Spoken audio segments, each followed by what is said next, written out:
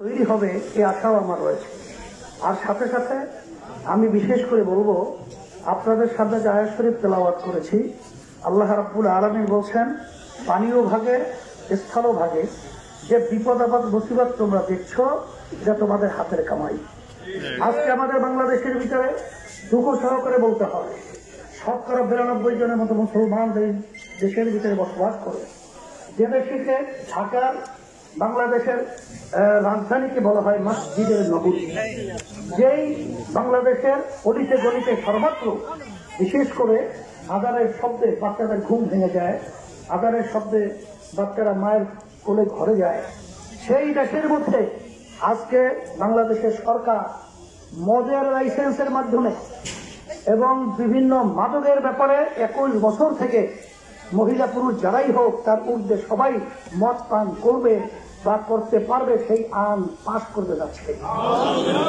আল্লাহ রাব্বুল আলামিন মদকে হারাম ঘোষণা করেছেন। আর বর্তমানে আমাদের দেশের সরকার নির্বাচনের পূর্বে নির্বাচনী ইশতেহারে বলে থাকে যে আমরা ক্ষমতায় যেতে পারলে আমরা সেই মদিনার সনদে দেশ পরিচালনা করব, আমরা শরিয়া বিরোধী করে আইন পাশ করব না, কিন্তু আমরা বলবেন সম্পূর্ণ আমাদেরকে বারবা বোকা দিয়ে বোকা বানিয়েছে। গজবই হইতে পারে তারই একটা ধারাবাহিকতায় আজকে সিলেট ঐতিহ্যবাহী যেখানে শাহজালাল রহমাতুল্লাহি আলাইহি ঘুমিয়ে আছেন, যেখানে শাহবারা রহমাতুল্লাহি আলাইহি ঘুমিয়ে আছেন, সেই 100 বছরের ইতিহাস হারিয়ে গেছে। আজকে পানির নিচে আমার ভাইয়েরা, আমার মা বোনেরা, আমার বাচ্চারা ঢুকে ঢুকে অনাহারে, আজকে তাদের খাবার নাই, পানি নাই, আজকে তাদের চিকিৎসার কোনো ব্যবস্থা নেই। এই অবস্থা কেন হচ্ছে? এর আমাদের হাতের কামাই। আমাদের তওবা করতে হবে, এর থেকে আমাদের ফিরে আসতে হবে। আজকে বাংলাদেশ সরকার 92 জনের মধ্যে মুসলমান বসবাস করে, সেই দেশের ভিতরে শিক্ষা সিলেবাস থেকে ধর্মীয় শিক্ষা, ইসলামী শিক্ষা বাদ দেওয়ার যে সিদ্ধান্ত নেওয়া হয়েছে, আমাদের বাচ্চাদেরকে নাস্তিক বানাবার যে প্রক্রিয়া শুরু করেছে, আমরা সম্পূর্ণভাবে তাই বলবো এই গজব এই কারণে আসতেছে। এই জন্য আমি সকল কথা আহ্বান জানাবো, আসেন আজকে আমরা সবাই অসহায় আমার ভাইদের পাশে, মা বোনদের কাছে পাশে, আমার ছোট বাচ্চাদের কাছে আমরা যেন আমাদের সাধ্য অনুযায়ী সহযোগিতা থাকতে পারি। আল্লাহ আমাকে আমাদের সকলকে তৌফিক দান করুন। এখন আমরা আর কিছু হাদিয়া কেরাম আমার অসহায় ভাইদের ভিতরে আমরা বিতরণ করব। সবাইকে দোয়া করি, আল্লাহুম্মা আমিন। রব্বানা আতিনা ফিদ দুনিয়া হাসানা ওয়া ফিল আখিরাতি হাসানা ওয়া কিনা আযাবান নার।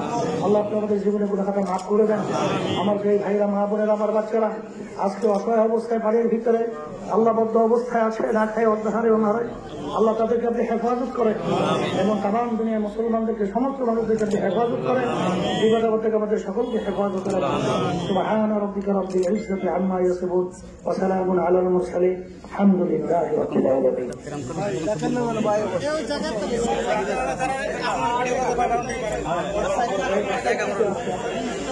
ভাই জায়গা মনে করেন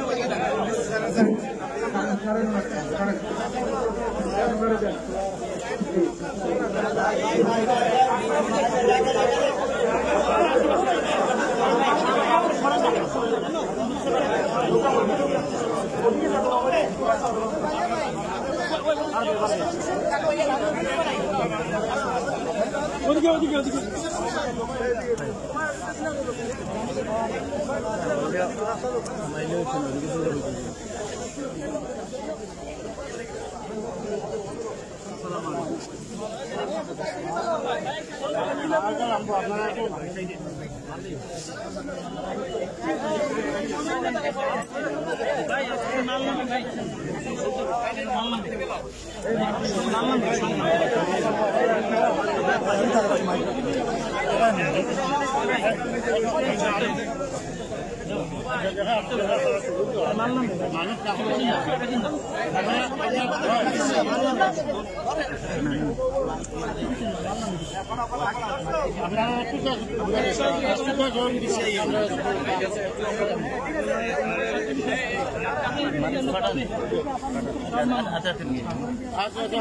আপনারা আগে করলে ভাই